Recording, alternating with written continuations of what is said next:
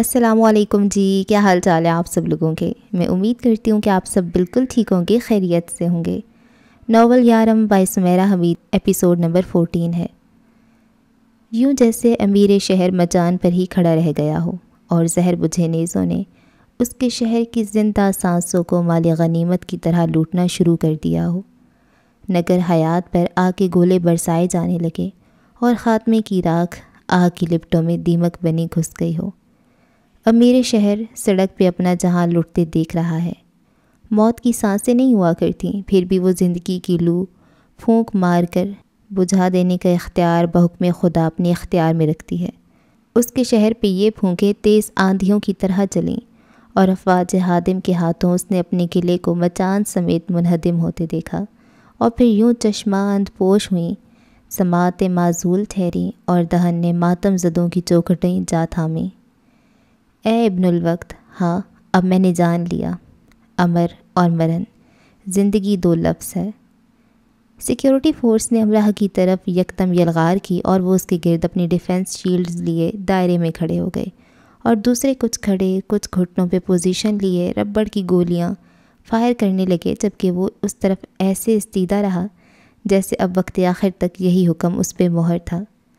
شور یکدم دھماکوں کی صورت پھٹا، انسانی بستی کے گولے نے کشش کا تھال الٹ دیا اور برازیلا اسٹیڈیم زمین سے پہلے اٹھا، اور پھر ہر چیز اپنی حد بندی سے نکل جانے کے لیے اپنی حدوں کی نافرمان ہوئی، اور عمارتیں اور لوگ بے وزن ہونے لگے۔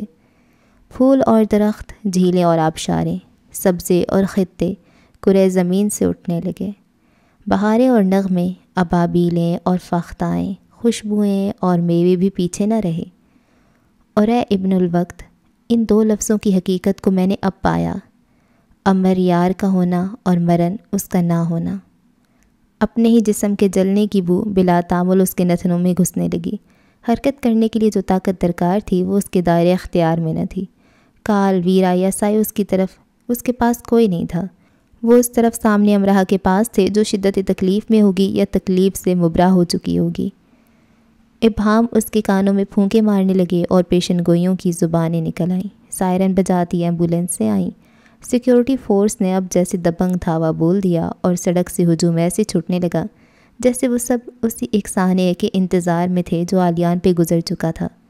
ہیلی کاپٹر پرواز کر رہے تھے، ایمبولینسیں اور رضاکار تیزی سے حرکت میں آ چکے تھے۔ سیکیورٹی فورس سڑک پہ اور اطراف میں جال کی طرح پھیل گئی۔ دو اہلکار دور سے آلیان پہ بھاگتے ہوئے چلائے، پھر ایک چلاتے ہوئے اس کے قریب آیا اور جھک کر اسے بازو سے پکڑ کر اٹھا کر گھسیٹنے لگا۔ ساتھ وہ تیز آواز میں کچھ کہہ رہا تھا، اور پھر اتنی افراتفری میں اس نے ذرا کی ذرا رک کر جھک کر اسے دیکھا اور چونک گیا۔ تم ٹھیک ہو؟ اس نے پوچھا۔ ایمبولینس اب جا رہی تھی اور وہ اس کے قریب سے گزر گئی، نتھنوں سے بو اس کے اندر اترنے لگی۔ امیر شہر نے اپنی ہتھیلیوں کو خالی پایا جیسے ابتدائے وقت سے اٹھا، ہجر وصل کی دھرتی پہ قیام گاہ بنا تھا۔ ابدیت کی مشلوں سے روشن شہر اجڑ گیا۔ امراہ چلی گئی، یا جا رہی ہے یا چلی جائے گی۔ دل نے دھڑکنیں مستعار لیں، سانسوں نے زندگی کو التجائیہ صدا دی اور اس کے مجسمے میں جنبش ہوئی۔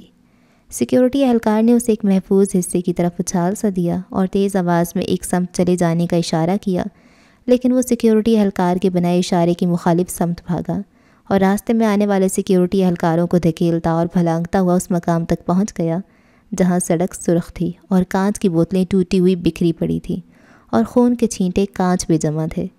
اس بار 3-4 اہلکار اس کی طرف لپکے کہ اسے اٹھا کر کہیں پھینک دیں کہ وہ تیزی سے ان سے ٹکراتا ہوا اس جگہ پہ جھک کر بیٹھ گیا اور خون پر اپنے ہاتھ رکھ لیے۔ اور سن اے شہر یاراں کی ملکہ، اس میں ذرا وقت نہ لگا اور میں تم ہو گیا اور تم ہی رہ گیا۔ اور اس کے آنسو خون پہ گرے جو امراہ کا تھا۔ اہلکاروں نے اسے کوئی ضدی عجیب و غریب حرکتیں کرنے والا فین سمجھ کر گردن، بازو اور کالر سے پکڑ کر اٹھایا اور اسے دور لے جانے لگے۔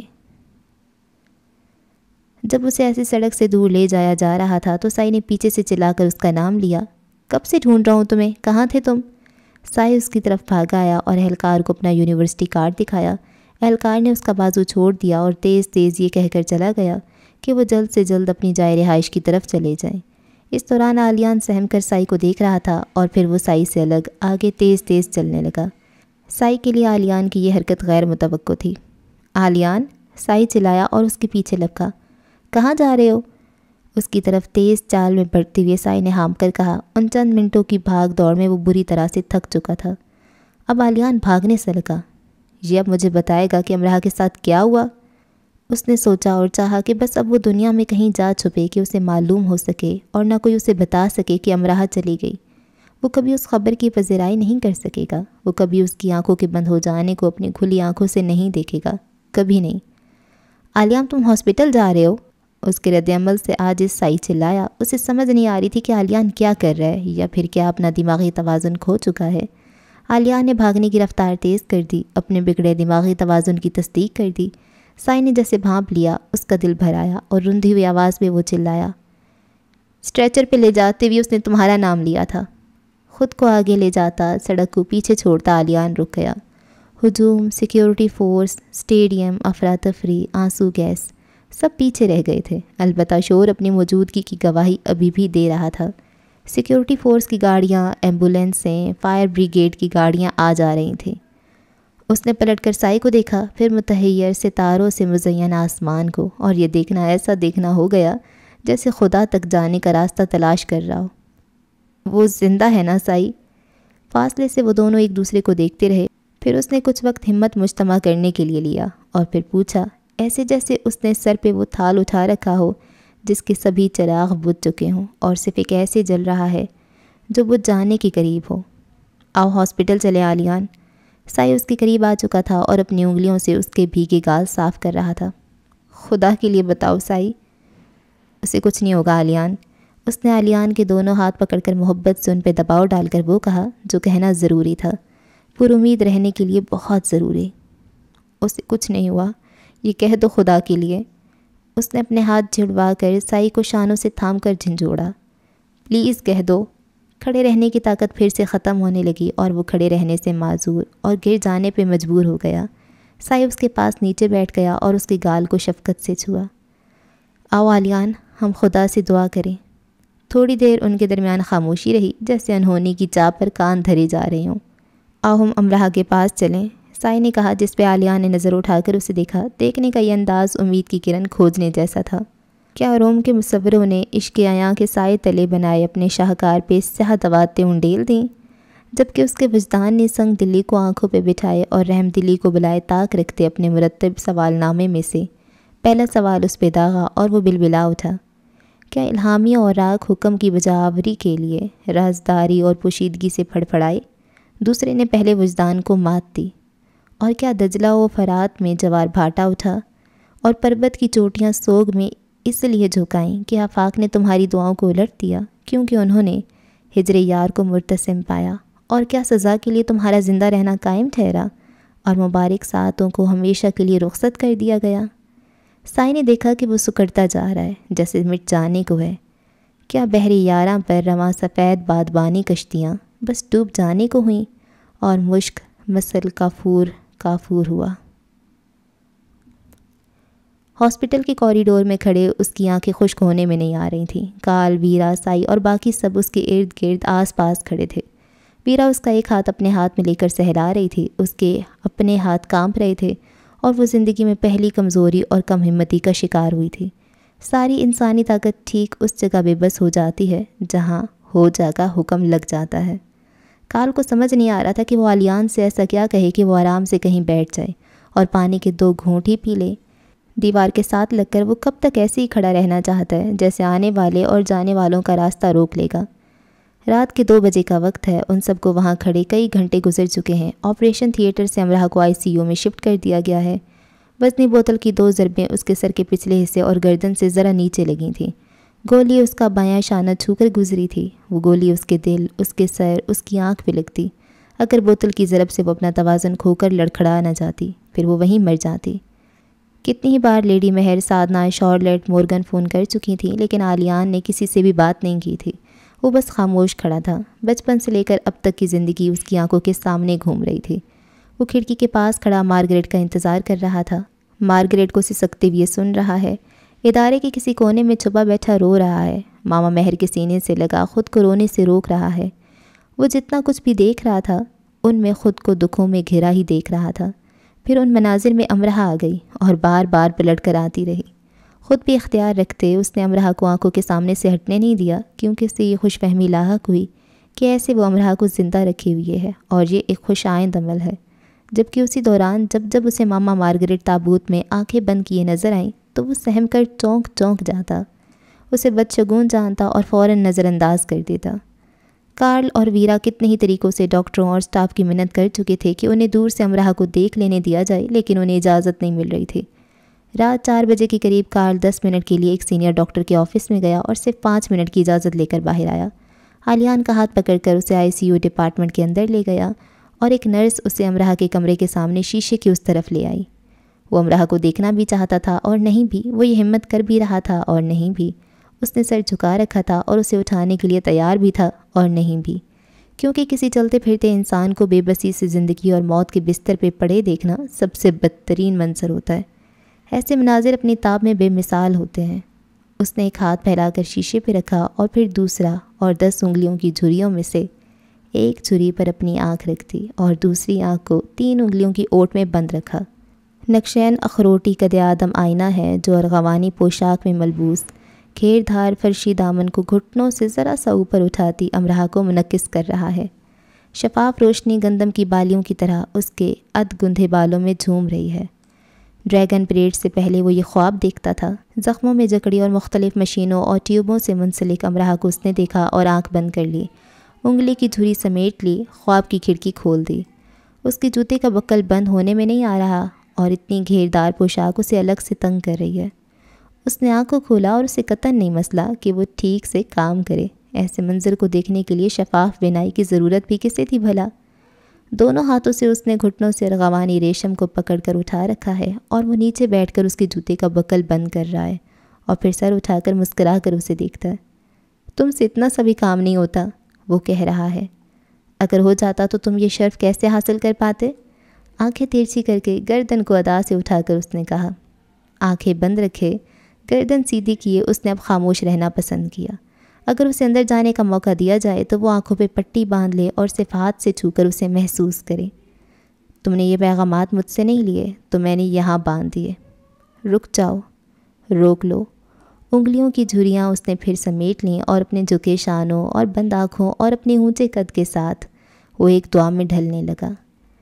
حمزہ توف کے گاؤں میں سفر پر جانے والوں کی بخیریت واپسی کے لیے چراغ دیپ محل میں رکھ دیے گئے اور پھر گاؤں بھر کی چوکھٹیں چراغوں سے سج گئیں، اور اب وہ یہ یقین رکھتے ہیں کہ ان کی لوئیں دھیمی ہونے سے پہلے مسافر لوٹ آئیں گے۔ شیشے کی دیوار پہ پھیلی ہتھیلیوں پر اس نے اپنا سر ٹکا دیا اور اس کا وجود لو میں بدلنے لگا اور دعا کے چراغوں میں جل جانے کو ہوا۔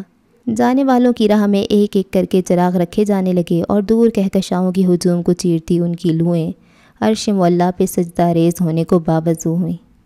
دعا میرا کلام ہے، اس پر میرا اختیار ہے، قبولیت اس کا جمال ہے، جو میرا خدا ہے، جو میرا خدا ہے۔ اسے اب اس دعا سے ضروری کام کوئی اور نہیں تھا۔ اس کا ارتکاز بیرونی دنیا کی کوئی مداخلت نہیں توڑ سکتی تھی۔ کار نرس کے ساتھ آیا، شاید نرس اسے شائستگی سے کہہ کر اور اس کا شانہ ہلا ہلا کر تھک چکی تھی۔ کارل نے اسے شانوں سے تھاما اور اسے باہر لے آیا، لیکن دراصل وہ وہیں مقام دعا پر ہی کھڑا رہ گیا۔ وہ کسی کو یہ نہیں سمجھا سکتا تھا کہ اپنی من پسند جگہ پر موجود ہونے کے لیے وہاں ظاہراً موجود ہونا ضروری نہیں۔ کارل نے اسے ایک جگہ بٹھا دیا اور خود بھی ساتھ بیٹھ گیا اور کتنی ہی دیر وہ اسے دیکھتا رہا۔ شاید وہ پوچھنا چاہتا تھا، اتنی زیادہ محبت کرتے ہو تم امرہ سے، اتنی کہ مر رہے ہو اس کے لیے؟ ذرا دور بیٹھے ویرا اور سائی نے ایک دوسرے کی طرف دیکھا۔ ویرا اپنی ہتھیلیاں مسلنے لگی جو وہ نہیں کیا کرتی تھی، لیکن اب وہ سب ہوگا جو پہلے کبھی نہیں ہوا تھا۔ وہ اٹھ کر عالیان سے دور چلی گئی۔ اس کے لیے مشکل تھا اسے ایسے دیکھنا۔ کتنا کچھ زندگی میں ایک دم سے مشکل ہو گیا تھا، جیسے گن گن کر سانس لینا۔ کوئی کال سمیت ان سب سے پوچھتا، اب تک کتنی گنتی ہو پائی ہے؟ سادنا کمرے کی کھڑکی کھول دو، نشست گاہ میں بیٹھے انہوں نے کہا۔ اتنی ٹھنڈ میں؟ ہاں کھول دو، بلکہ سب کھڑکیاں کھول دو۔ آپ کو ٹھنڈ لگ جائے گی۔ ٹھنڈ لگ جائے کوئی غم نہ لگے، انہوں نے بڑی دل گرفتگی سے کہا۔ دونوں کئی گھنٹوں سے خاموش نشست گاہ میں بیٹھی تھیں۔ سادنا نے اپنی عبادت کی تھی اور لیڈی مہر نے اپنی، اور دونوں نے ایک ہی انسان کے لیے کتنی ہی دیر دعائیں کی تھیں۔ فون ان کے پاس ہی رکھے تھے اور جب کبھی کوئی فون بجتا تھا تو دونوں ہی اسے اٹھانے کے لیے تیار نہیں ہوتی تھیں۔ لیڈی مہر اپنی آنکھیں پونچھ رہی تھیں۔ آنکھیں بار بار صاف کرنے پر بھی انہیں سمجھ نہیں آ رہی تھی کہ ان کی آنکھیں خود بخود نم کیوں ہو رہی ہیں اور ان کے ہاتھ پیر کیوں کانپ رہے ہیں۔ انہوں نے امراہ کو فون کیا لیکن اس کا فون بند جا رہا تھا۔ انہوں نے خود ہی سوچ لیا کہ میچ دیکھ رہی ہوگی، موبائل کی چارجنگ ختم ہو چکی ہوگی۔ چند گھنٹے انہوں نے مشکل سے گزارے، فون پھر بھی بند ہی ملا۔ اٹھ کر نفل پڑھے، دعا مانگی، لیکن دل پہ گہری ہوئی افسردگی کم نہیں ہوئی۔ بس ان کا دل امراہ میں ہی اٹکا تھا اور بس یہی چاہت تھی کہ اس کی آواز سن لیں۔ انہوں نے سادنا کو فون کیا۔ امراہ فون نہیں اٹھا رہی، تم بیرا یا این کا نمبر دو یا سائی کا۔ سادنا چپ ہو کر سوچنے لگی، پھر کچھ دیر بعد بولی، وہاں سگنلز کا مسئلہ ہے شاید، میں اور ویرا کو خود بھی فون کر رہی ہوں، کسی کا نمبر نہیں مل رہا۔ یہ بچے باہر جا کر لاپرواہ ہو جاتے ہیں، گھوم پھر کر واپس ہوٹل آئیں گے تو خود ہی کر لیں گے۔ سادنا نے جھوٹ بولا۔ میچ تو کب کا ختم ہو چکا ہوگا۔ ہاں، پر سنا ہے میچ کے بعد وہاں سڑکوں پہ بڑا مارچ ہوتا ہے، میچ انگلینڈ نے جیت لیا ہے تو شاید۔ سادنا کی زبان لڑکھڑا سی گئی۔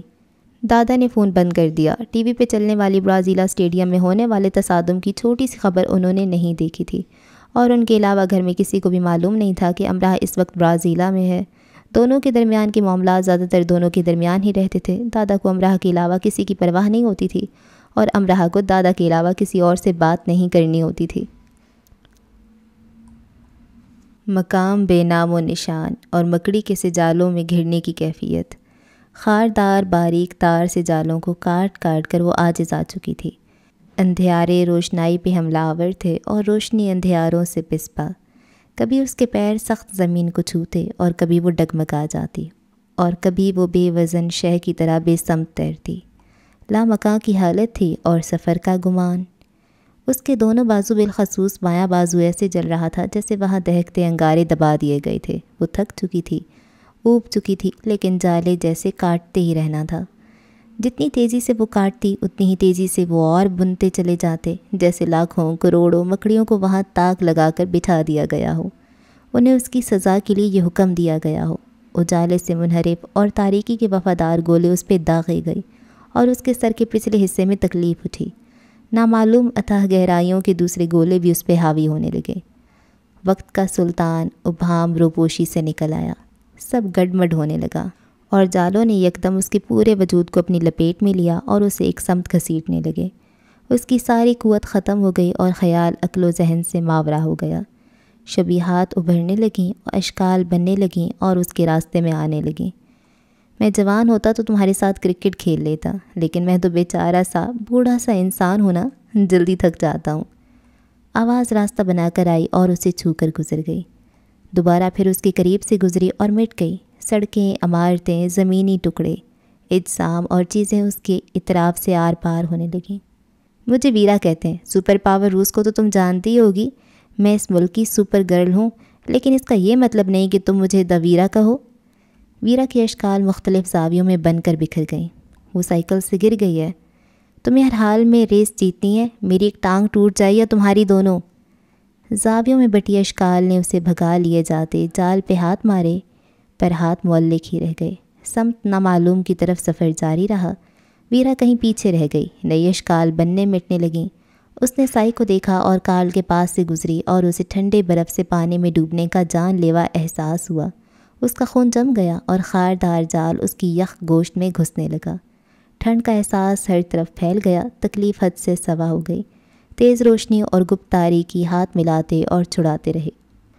وہ یونی میں کھڑی ایڑی کے بل گھوم رہی ہے۔ اس کے کانوں میں شور بڑھ گیا، جیسے دھرتی پہ موجود سارے حشرات کرلا رہے ہوں۔ اس کا سفر اور تیز ہو گیا۔ دھڑا دھڑ کئی اور گولے اس کی طرف اچھالے گئے۔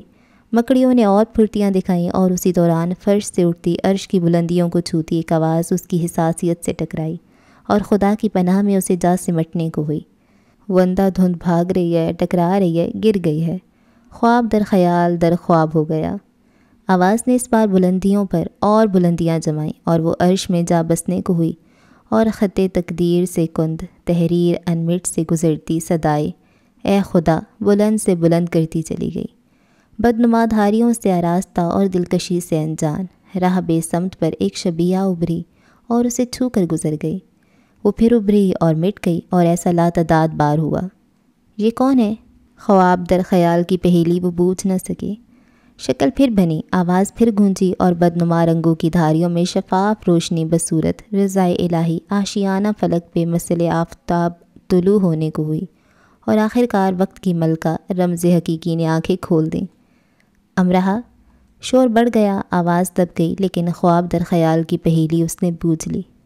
آلیان، بے بسی سے وہ کرہانے لگی اور شدت سے دونوں ہاتھ چلا کر جالوں کا چھتا چاک کر ڈالا۔ بدنما دھاریاں دائرے میں سمٹنے لگیں اور دائرہ باب الحیات کی صورت اختیار کرتا چلا گیا۔ تاریکی نے نقاب الٹ دیا، چشم سیاہ نے چشم یار کو جا لیا، جفت کا فرق مٹتا چلا گیا۔ اے ابن الوقت، ہاں میں نے بوجھ لیا۔ عرش معلیٰ پر کس دعا نے جا سجدہ کیا۔ آنکھیں کھول کر وہ کھولے ہی رہنے کی متحمل نہ ہو سکی۔ بہت دیر بعد جب اس کی دوبارہ آنکھ کھلی تو وہاں سامنے کوئی نہیں تھا۔ ایک نرس اور 2 ڈاکٹرز اس کا چیک اپ کر رہے تھے، اس کی رپورٹس پڑھ رہے تھے، ڈسکس کر رہے تھے۔ اس کا بی پی چیک کرتے نرس نے اسے مسکرا کر دیکھا اور اس کا گال جھٹکا۔ وقت تمہیں زندہ رکھے، مجھ سے کہا گیا تھا کہ میں تم سے یہ کہہ دوں۔ وہ ماحول کو پہچاننے کی کوشش کر رہی تھی، لیکن صرف اس جملے کو ہی پہچان سکی اور اسے صرف یہ یاد رہ گیا کہ کس نے اسے یہ کہنے کے لیے کہا ہوگا۔ وہ پھر سے گہری نیند میں چلی گئی اور اگلی بار جب پلکوں کے غلاف پتلیوں سے اٹھائے تو بیڈ کے سامنے شیشے کی دیوار کے پار اسے کوئی کھڑا نظر آیا۔ یہ کون ہے جو ایسے کھڑا ہے جیسے اس کا کوئی پیارا مر چکا ہے؟ اسے پہچاننے میں تھوڑا وقت لگا کیونکہ وہ آلیان تو تھا، لیکن آلیان جیسا نہیں تھا۔ تو یہ آلیان ہے، اور اس کا کون عزیز مر چکا ہے؟ کیا میں؟ اگر وہ عزیز میں ہوں تو میں مر چکی ہوں یا دراصل ابھی زندہ ہوئی ہوں؟ اس نے بہت کوشش کی کہ وہ جاگی رہے، لیکن اس کا دماغ پھر سے سونے لگا۔ اپنے دونوں ہاتھ اس نے شیشے پہ رکھے ہوئے تھے جیسے اسے چھو رہا تھا۔ ہاسپٹل کا سٹاف اب اس سے عاجز آ چکا تھا۔ وہ اسے آئی سی یو کے اس کمرے کی وال گلاس کے سامنے کھڑے رکھنے کے لیے مجبور ہو چکے تھے۔ وہ لڑکا تھک رہا تھا، نہ ہٹ رہا تھا، اور اس کے دوستوں نے بھی ان پہ غیر معمولی دباؤ ڈال رکھا تھا کہ ان میں سے ایک لڑکے کارل کا کہنا تھا کہ آخر وہ ہوش میں کیوں نہیں آ رہی، اٹھ کر بیٹھ کیوں نہیں رہی، باتیں شاتیں کیوں نہیں کر رہی، اور اس کا یہ سوال بھی خاصا اہم تھا کہ اتنا بڑا ہاسپٹل جو ڈاکٹروں کی فوج سے بھرا پڑا ہے، ایک ننھی سی لڑکی کو جلدی ٹھیک کیوں نہیں کر پا رہا۔ ننھی سی لڑکی بیڈ پہ ان سب سے الگ اکیلی لیٹی ہے، اس سب سے انجان کہ باہر کی دنیا میں اب کیا کیا ہو رہا ہے، اور اس سے بھی انجان کہ اب وہ کس کی دنیا مٹھی میں سمیٹے اسے کھڑا رکھے ہوئے ہے۔ یہ سزا اس نے اسے دی ہے یا خود اپنے لیے تجویز کی ہے؟ جس رات وہ ماما مارگریٹ کا ہاتھ اپنے ہاتھ میں لیے لیٹا رہا تھا تو دراصل وہ اس خوش فہمی میں مبتلا تھا کہ ایسے اس کی ماں اسے چھوڑ کر کہیں نہیں جائیں گی، پر وہ چلی گئیں۔ اتنا بڑا ہونے پر بھی وہ اس کے سامنے اس لیے کھڑا ہے کہ وہ کہیں جا نہ سکے۔ مسئلہ پہلے بھی وہی تھا، مسئلہ اب بھی وہی ہے۔ خوش فہمی کی کل سب موجزے رونما کروانے کا دم بھر لیتی ہے اور اسے اس سے سروکار نہیں ہوتا کہ کیا ہو سکتا ہے اور کیا نہیں۔ اس سے مطلب ہوتا ہے کہ کیا ہونا چاہیے اور ضرور ہی ہو جانا چاہیے۔ جب ڈاکٹرز اس کا تفصیلی چیک اپ کر چکے تو وہ اندر صرف 2 منٹ کے لیے جا سکا اور اس کے قریب جا کر اس کے دائیں ہاتھ کو آہستگی سے اٹھا کر اپنی ہتھیلی پہ رکھا۔ خدا مجھ پہ بہت مہربان ہے امرہا، اور مجھے اس پہ شک نہیں۔ 2 منٹ تک وہ اس کا ہاتھ میں لیے کھڑا رہا۔ وہ آنکھ نہیں کھول پائی، لیکن ہمیشہ اس کی آمد کی منتظر اس کی سماعت بازی لے گئی۔ خدا مجھ پہ بہت مہربان ہے امرہا۔ اس کے ہاتھ میں جو گرمی سرایت کر رہی تھی اور اس کے الفاظ میں جو ملائمت تھی، وہ لطیف رنگوں کی دھنک میں ڈھلتی اس کی ہتھیلی پہ پھوٹیں اور اس کے پورے وجود پہ بسد شوق پنکھ پھیل جانے کے سفر میں مبتلا ہوئیں۔ یارم یارم، کلام فارسی ربائیوں کی ہجوم سے اٹھا۔ اب دنیا میں کون سی نعمت اس کے بعد ہے جو مجھے عطا کی جائے گی؟ اس نے سوچا۔ یہ خواب ہے تو اس خواب کے نہ ٹوٹنے کی دعا ضرور کرنی چاہیے، اور اگر یہ حقیقت ہے تو اس حقیقت کے خواب نہ ہونے کی دعائیں بھی مجھ پہ لازم ہیں۔ کچھ اور وقت گزرا اور اس نے محسوس کیا کہ ایک نرم و نازک ہاتھ اس کے ہاتھ کو تھام لیا اور اس کے پیشانی پہ بوسہ لیا۔ میں زندگی میں کبھی نہیں روئی اور تم نے مجھے رلا دیا۔ سب خراب کاموں کی ذمہ دار تم ہو امرہا۔ جب سائی آیا تو وہ سوئی جاگی سی تھی اور اسے خاموشی سے دیکھتا رہا اور چلا گیا۔ ان کے بعد پھر کارل آیا۔ خدا تم سے پوچھے امرہا، خود تو تم مزے سے بیڈ پہ لیٹی ہو اور ہمیں تم نے باہر کھڑا کر رکھا ہے۔ باہر بیٹھنے کی جگہ تو بہت ہے، لیکن سونے کی نہیں، اور میرے آس پاس کتنے ہی لوگ اپنے کھانے پینے کی چیزیں لیے گھومتے رہے، اور میں نے کسی پر بھی ہاتھ صاف نہیں کیا، بلکہ شرافت سے اپنے پیسوں سے لے کر کھاتا رہا۔ اگر تم چند اور گھنٹے سی حالت میں رہی تو مجھے خوف ہے کہ میں ایک فرشتہ صفت انسان بن جاؤں گا۔ مجھے فرشتہ بننے سے بچا لو امرہا۔ اور کھلتی بند ہوتی آنکھوں سے پریشان امرہا پہلی بار مسکرائی۔ اگر تم فرشتے بن بھی گئے تو بھی فرشتوں کے شیطان ہی کہلائے جاؤ گے، امرہا نے سوچا۔ بہت زیادہ سوچنے کی اب ضرورت نہیں رہی اور ویرا نے پاپا کو فون کیا۔ پاپا اب ٹھیک کہتے تھے، اس نے آواز میں ٹھہراؤ پیدا کرنے کی کوشش کرتے ہوئے کہا۔ کیا؟ وہ اس کے انداز سے چونک گئی۔ امرہا ٹھیک ہے نا؟ وہ ٹھیک ہو رہی ہے۔ تو تم کس بارے میں مجھے ٹھیک کہہ رہی ہو ویرا؟ کہ جو زیادہ عقلمند بنتے ہیں وہ کوئی ایک ایسی بے وقوفی ضرور کر گزرتے ہیں جو ان کی ساری عقل و ذہانت پہ کہے لگاتی ہے۔ تو تم نے یہ بے وقوفی کی؟ انہیں بات سمجھنے میں ذرا سی بھی دیر نہ لگی کہ وہ کس بے وقوفی کی طرف اشارہ کر رہی ہے۔ ہاں، آواز کا ٹھہراؤ جاتا رہا اور اس کی آواز بھیگ گئی اور صرف اپنے باپ کے سامنے وہ رونے لگی۔ تمہیں خود کو مضبوط کرنا چاہیے۔ جب وہ کافی دیر تک رو چکی تو انہوں نے کہا، مجھے تکلیف اس بات سے ہے کہ میں انجان رہی اور مجھے انجان رکھا گیا۔ کیا تم اس سب پہ تلخی سے آنسو بہاتے رہنا چاہتی ہو؟ اگر میں تمہیں جانتا ہوں تو شاید نہیں۔ ویرا، اس وقت تمہارا رد عمل ایک ایسے انسان کا سا ہونا چاہیے جو خود کو ایک طرف رکھ کر معاملات کو خوش اسلوبی سے تکمیل کی طرف لے جاتا ہے۔ کیا تم چاہتی ہو کہ تمہارے بارے میں یہ سوچا جائے کہ تم برف سی ٹھنڈی اور بے معنی ہو؟ تمہیں جذبات کی وہ گرمی ہے ہی نہیں جس کی توقع ہم انسان ایک دوسرے سے کرتے ہیں۔ ویرا خاموشی سے سنتی رہی۔ تم نے ایک بار مذاق میں مجھ سے کہا کہ تم تجربات میں مجھ سے کہیں آگے نکل چکی ہو، اور میں نے تم سے صرف اتنا کہا کہ انسان تجربات میں کیسا بھی آدمی کل کیوں نہ ہو جائے، وہ کسی دوسرے انسان کے اندر کا بھید نہیں پا سکتا۔ ان کی اس دوران آلیان سے ایک بار بات ہو چکی تھی اور یہ جاننے میں انہیں زیادہ وقت نہیں لگا کہ امرہا جو ویرا کی دوست ہے اور بقول ویرا آلیان کی بھی دوست رہی ہے، وہ صرف دوست نہیں ہے۔ ٹھیک کہہ رہے ہیں، اور آلیان کا بھید امرہا ہے۔ اس بار وہ آواز سے رونے لگی، اس لیے نہیں کہ اس پہ بھید کھل گیا تھا، صرف اس لیے کہ دیر سے کھلا تھا۔ وہم یقین میں لپٹے ان کے دل پہ کھل رہے تھے اور دادا کے صبر کا پیمانہ لبریز ہو چکا تھا۔ سادنا کا ایک ہی جواب تھا کہ برازیلیا میں چند وجوہات کی بنا پہ حکومت نے مواصلاتی نظام بلاک کر دیا ہے۔ دادا کو برازیل کا معلوم تھا، نہ ہی برازیلیا کا، نہ ہی ان کے حکومتی معاملات کا۔ انہیں اپنے دل کا پتہ تھا جس پہ گھبراہٹ اور خوف طاری ہو جاتا تھا۔ وہ سادنا سے کئی بار کہہ چکے تھے کہ وہ جھوٹ بول رہی ہے، اور جس وقت سادنا کو یہ معلوم ہوا کہ امرہا خطرے سے باہر ہے تو اس نے کہا، اسٹیڈیم میں چھوٹا سا ہنگامہ ہوا تھا فینس کے درمیان، امرہا تھوڑی سی زخمی ہو گئی ہے، خوف سے بے ہوش ہے۔ اور اتنے جھوٹ کی آمیزش ہوا سچ سن کر بھی دادا کو کھڑے رہنے کے لیے دیوار کا سہارا لینا پڑا۔ اور امرہا ٹھیک ہے، دواؤں کے زیر اثر سو رہی ہے۔ تم جھوٹ بول رہی ہو، تم اب بھی جھوٹ بول رہی ہو۔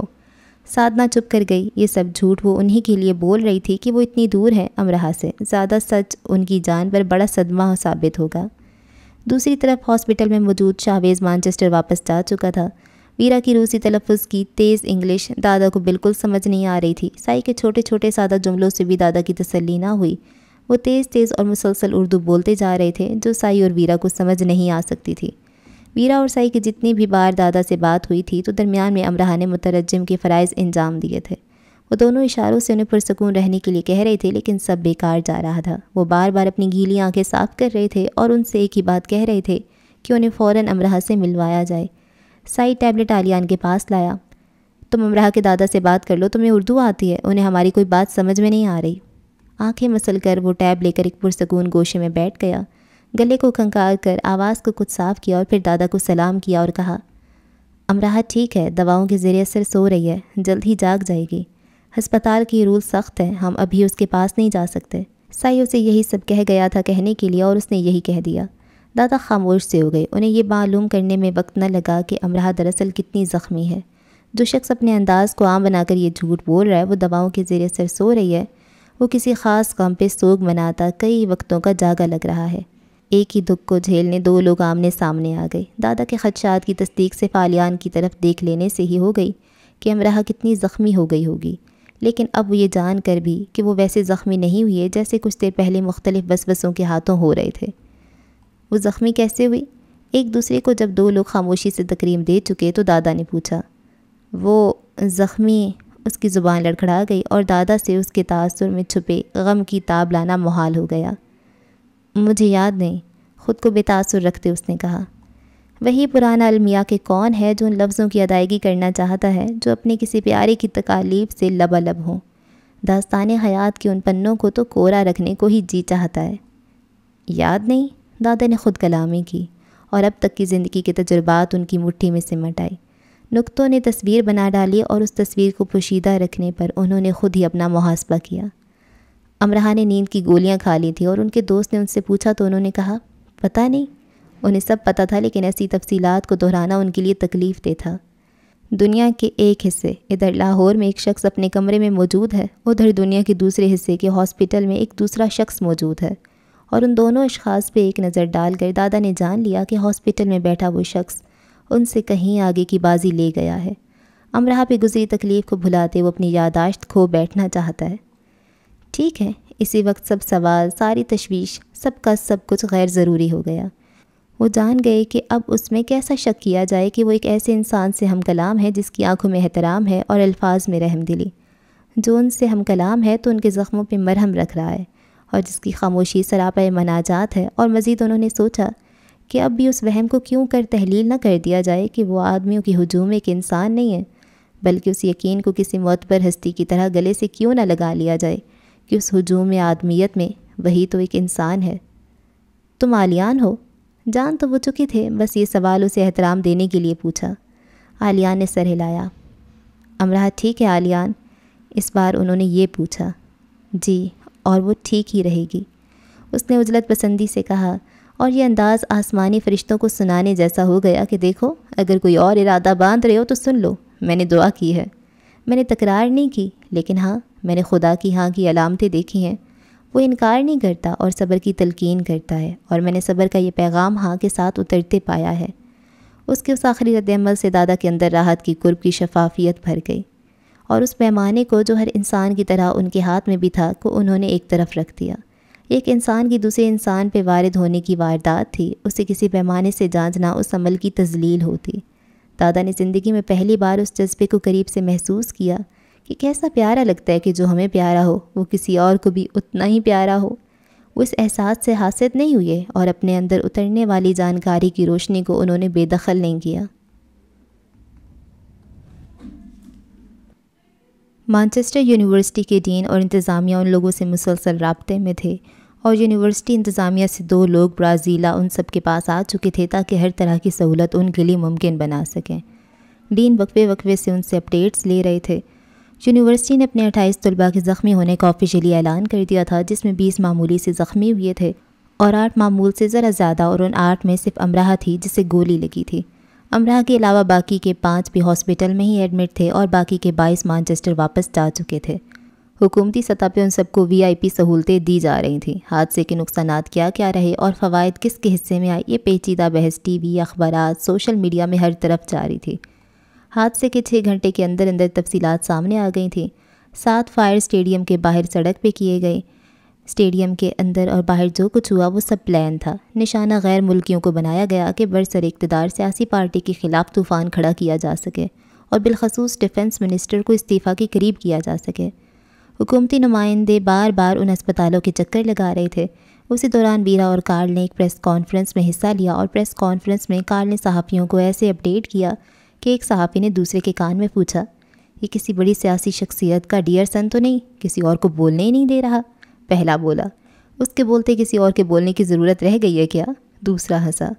پریس کانفرنس کے بعد کارل نے چند ٹی وی چینلز کو انٹرویو بھی دیے، اور جب امراح خطرے سے نکل آئی تو وہ ایک لائیو شو میں شریک ہوا، اور تصادم کا ایسا منظر کھینچا کہ سب نے جان لیا کہ کارل سے زیادہ وہ تصادم کا کوئی عینی شاہد ہو ہی نہیں سکتا۔ باقی سب بھاگ دوڑ رہے تھے، ایک صرف وہ ذہین و حاضر دماغی انسان تھا جو اطراف کا باریک بینی سے جائزہ لے رہا تھا۔ اس بیچارے نے اپنے سر اور جسم کے باقی حصوں پہ لاتعداد بوتلیں کھائیں، لیکن کتنے ہی کمزور دل افراد کو بحفاظت تصادم سے دور محفوظ کیا، اور کتنے ہی گرے ہوا کو اٹھایا اور ایک ماسک پہنے فائر کرنے والے کے سر پہ گھونسا مارا، آنسو گیس اچھالنے والوں کو لاتیں ماری، اور کتنے ہی فتنہ سازوں کو اس نے گھسیٹ کر سیکیورٹی فورس کے حوالے کیا۔ اس کی کمر پہ زخم آئے، اس کی کوہنیاں چھل گئیں، اس کے سر سے خون نکلا، لیکن اس نے کسی زخم کی پرواہ قطعاً نہیں کی۔ ساتھ ہی اس نے چند ایسی باتوں کا اضافہ کر دیا جو اس پورے تصادم میں کہیں بھی نہیں ہوئی تھیں۔ ان سب کو اتنا کچھ بتاتے وہ انہیں یہ بتانا بھول گیا کہ شاید کہ میچ کے شروع ہونے سے پہلے وہ خود ایسا ہنگامہ کروانے کا سوچ رہا تھا، اور اس کی کتنی خواہش رہی تھی ایسے منظر کو براہ راست دیکھنے کی۔ میچ تو اس نے کئی بار دیکھا تھا، یہ سب تو نہیں دیکھا تھا نا۔ اگر برازیلین یہ جان لیتے کہ جس پورے تصادم کا وہ اکیلا ہیرو ہونے کا دعویٰ کر رہا ہے، تو دراصل اس کی کاہلی زبان سے نکلے لفظ سچ ہو گئے، اور برازیلا اسٹیڈیم پہ آفت ٹوٹ پڑی تو آفیشلی اسے کارل دی منحوس مارا کا خطاب دے دیتے، اور اس کے پاسپورٹ پہ بین ٹل آفٹر ڈیتھ کا ٹھپا لگا دیتے۔ اس لائیو شو میں اس کی دھواں دار پرفارمنس دے کر کئی دوسرے چینلز اسے کال پہ کال کرنے لگے، اور اس نے تھوڑا وقت سب کو دے دیا، اور ساتھ یہ بھی بتا دیا کہ وہ مانچسٹر یونی کا اسٹوڈنٹ ہے اور اسٹوڈنٹ لون جلد سے جلد اتارنا چاہتا ہے ان کی مدد سے۔ تو یوں اخبارات، ٹی وی اور سوشل میڈیا پہ وہ اتنی بار اور ایسے آ گیا کہ اگر کارل چاہتا تو آرام سے مانچسٹر میں الیکشن جیت سکتا تھا۔ گولی امراہ کو چھو کر گئی اور وہ مشہور ہو گیا۔ مزید یہ کہ ایک چینل نے اس تصادم کا دباؤ کم کرنے کے لیے ایک نیم مزاحیہ لائیو پروگرام ترتیب دیا، جس میں ہلکے پھلکے انداز سے یہ بتایا جانے والا تھا کہ اگر ایسی صورتحال کا کوئی شکار ہو جائے تو اسے کس رد عمل اور حاضر دماغی کا مظاہرہ کرنا چاہیے۔ تو کارل نے بچہ بچی، لڑکا لڑکی، انکل آنٹی، ہپی شپی، ہر ایک کی جگہ خود کو رکھ کر بتایا کہ کیا کیا ہو جانے پہ کس کس رد عمل کا اظہار کرنا ہے۔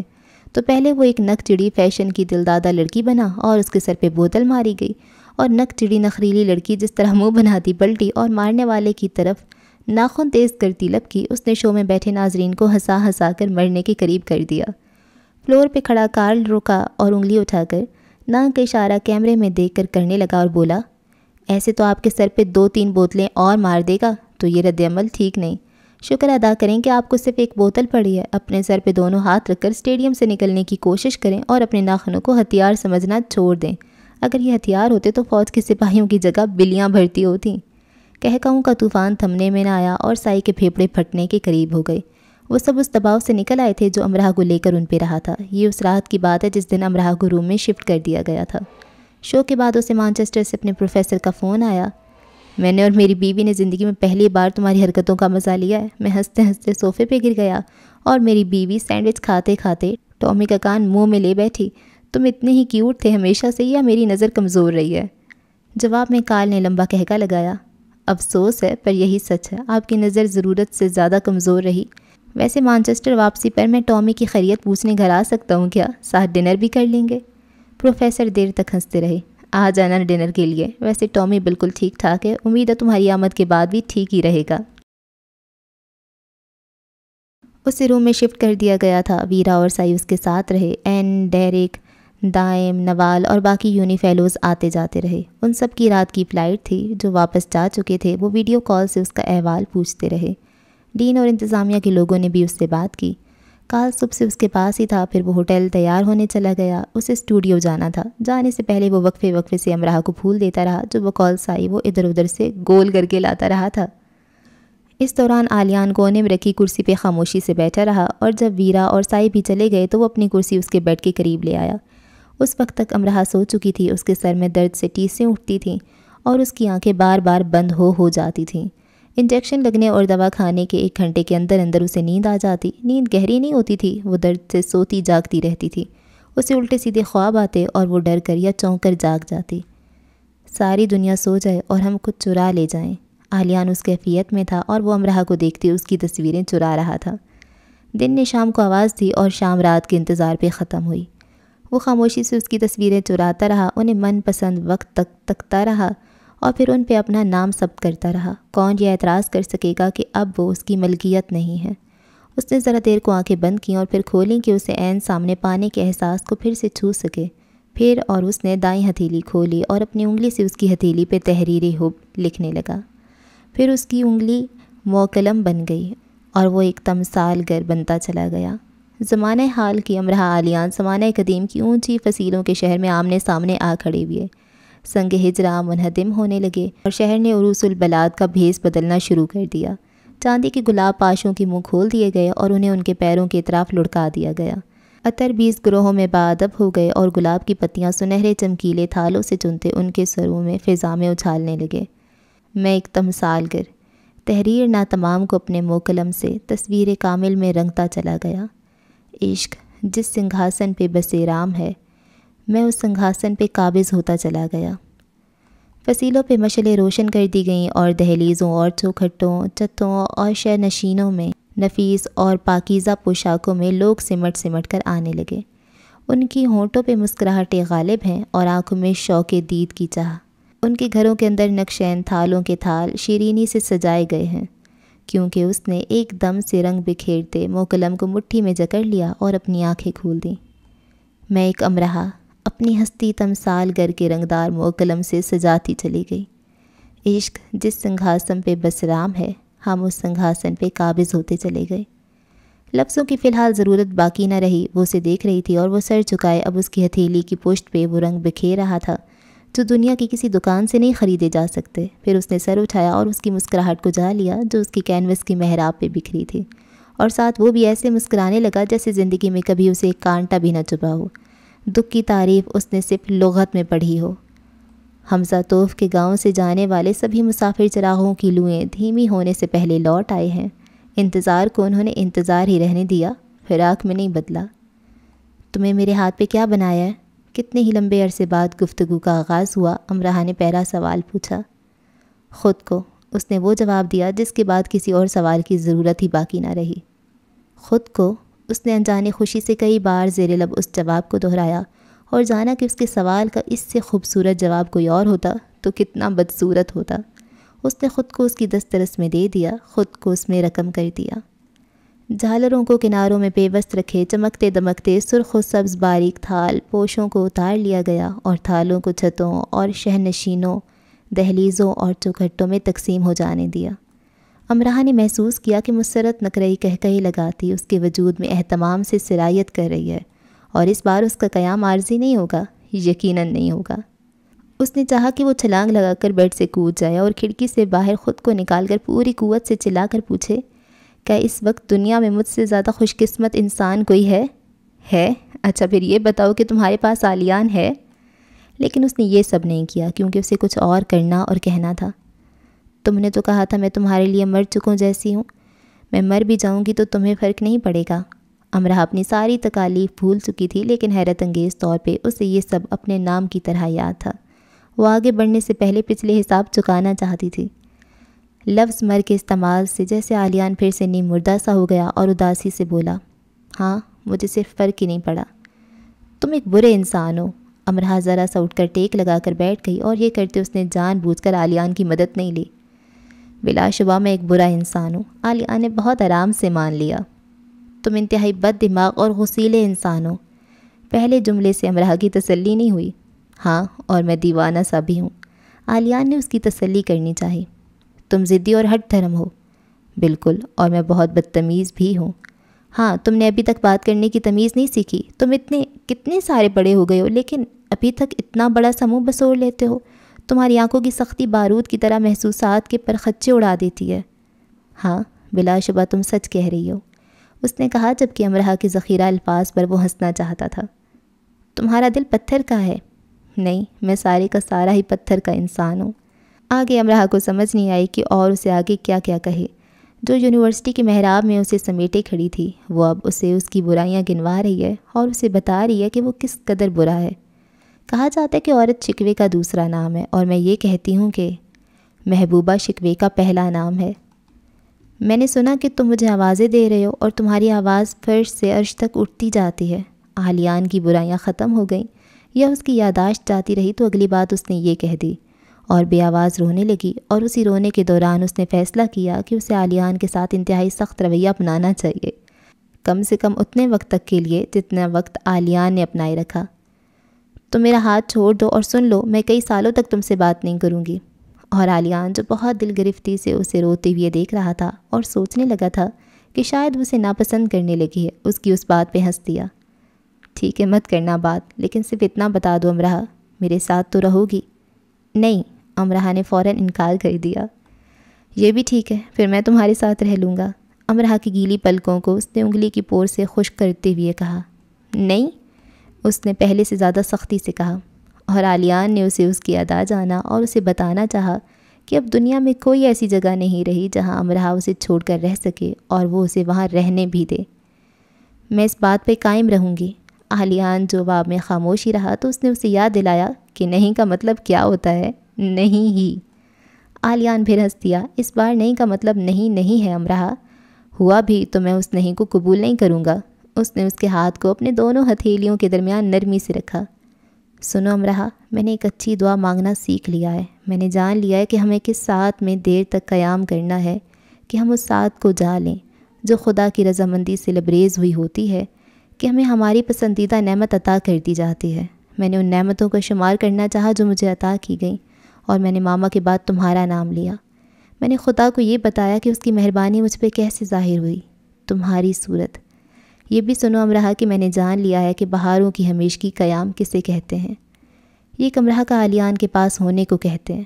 مجھے معلوم ہوا کہ خوشنما تخلیقات کی خوشنمائی کا راز کیا ہے۔ یہ ایک امرہا اور عالیان کا ساتھ ہے۔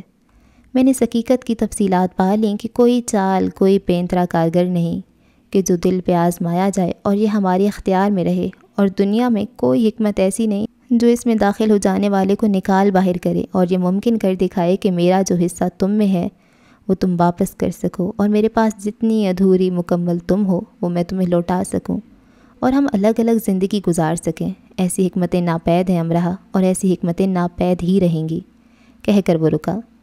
شیرینی تقسیم کر دی گئی اور چاندی کے سکے زمانہ حال کے مہمانوں کے سروں کے اوپر سے اچھال دیے گئے، اور اب وہ اپنے سازندوں کی طرف لپک رہے ہیں۔ ان سب کو ایک دعائیہ گیت گانا ہے اس متوقع دلہن کے لیے جس کے گل انار گالوں کو سرخی کے لیے غازے کی ضرورت نہیں رہی۔